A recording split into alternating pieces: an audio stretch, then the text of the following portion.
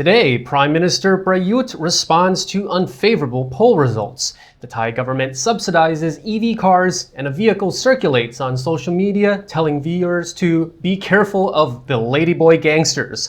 All this is coming up in today's program.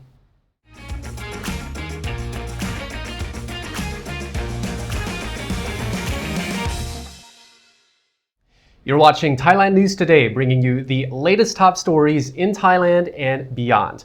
My name is Jet Gunther, and in our first story, Thailand's Prime Minister said he has done his best and, quote, can't please everyone.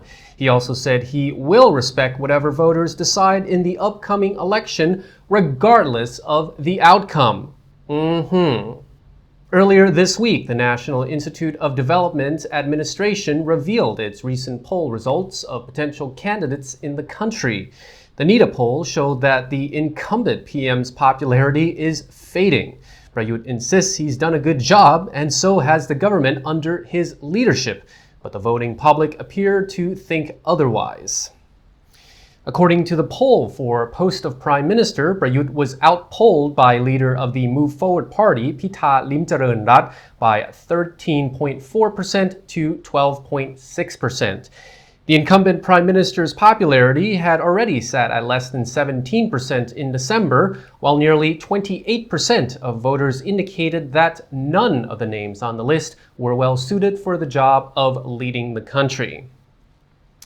Speaking to the press at the Government House on Wednesday, Prime Minister Prayut Chan-o-cha said, quote, I am trying to do my job to the best of my ability. Despite criticism and insults against me, I hold no grudge against anyone. That's news to me too. I cannot please everyone, but I have to act for the benefit of most people. If I have a chance, I will carry on, but if not, I will just go back home. That's all. Prayut also justified his Tuesday trip to Sapan Khao Market, where he met with vendors, saying he wanted to mingle with the locals and boost their morale during a time of, quote, economic hardship. I wonder what caused it, and not to improve his public image before the next election. He told reporters, I told them I am doing all I can to help them. I know people are experiencing hardship and unhappiness. Therefore, as a prime minister, how can I be happy? I receive reports 24 hours every day. I also get information from social media. I know how people are suffering. Regarding the fallout from the Russian invasion of Ukraine, which has caused fuel prices to rise and compounded existing pressures from the pandemic, Prayut said, quote, the government is trying to tackle problems, though we may not yet achieve 100% of our goals and not everyone is satisfied with it. But we have to admit that the crisis is unprecedented. This must be taken into account, and the government should be given fair treatment. Meanwhile, Prayut will continue his not a political campaign, saying he'll visit more people to give them moral support, whether they like him or not. And he intends to show up unannounced, kind of like Santa Claus, but without gifts, and instead of reindeer, military men. A Thai government spokesman has announced that Thailand and Cambodia plan to sign an MOU together soon to crack down on call center scams. The spokesman said the police cyber task force recently raided the operational base of a network of 4 gambling websites in Nonthaburi. He said the network had more than 200,000 clients with 200 million baht a month in circulation. In the past year, Thailand and Cambodia have cooperated to arrest as many as 6,348 suspects in 5,517 cases. They have arrested the owners of 344 bank accounts and closed down 742 URLs. The websites were blamed for causing damages worth 157 million baht to Thais. The spokesman says Prime Minister Prayut has told related agencies to launch awareness campaigns to educate people on how to spot scams.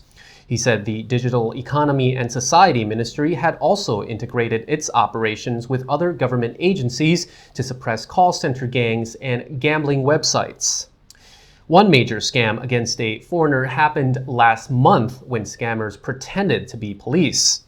The quote-unquote police called a Swiss man in Phuket saying a FedEx package could not be delivered. Since the man was expecting a FedEx package, he listened. The story then changed to say Bangkok police were holding a package in his name. The scammers told the man that one man transferred 800,000 baht to him and another had transferred 900,000 baht to him. The scammers were eventually able to convince the man to transfer 57,000 baht to them. Join the conversation and have your voice heard. Discuss the issues, share information, and get information. Thaiger Talk is where you keep in touch with everything Thailand. Go to thethaiger.com/talk. Electric vehicles took center stage at the Bangkok International Motor Show this week, where thousands gawked at the latest fuel-efficient car models that car manufacturers have to offer. I think they were actually gawking at the motor show girls, but whatever floats your boat. Attendants were intrigued by the additional perk of a 15% government subsidy for select EVs. The show highlights the increasing demand for EVs after a slow start in Southeast Asia.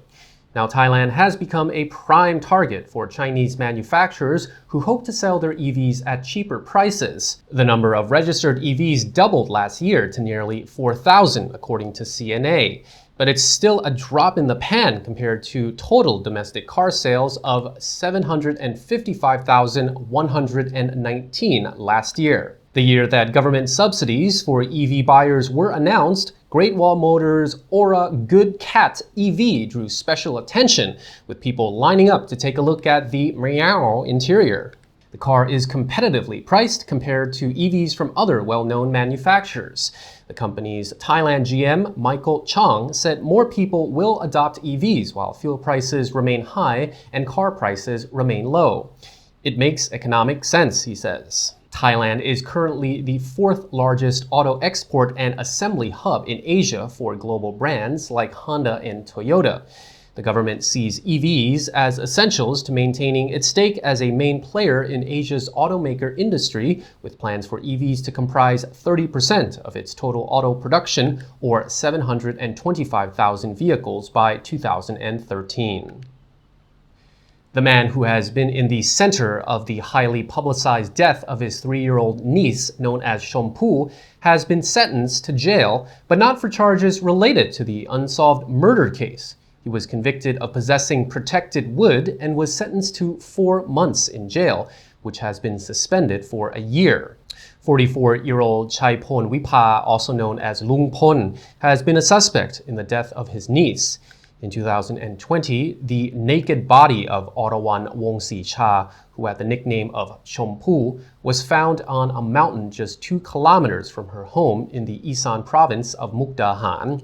2 witnesses say they saw Lung Pon walking from the foothills of the northeastern Thailand mountains near where his niece went missing. A court warrant was issued for Lung Pon in June of 2021 in depriving a child of parental care, abandoning a child under 9 years old in a way that caused her death, and tampering with the body to influence an autopsy and police investigation.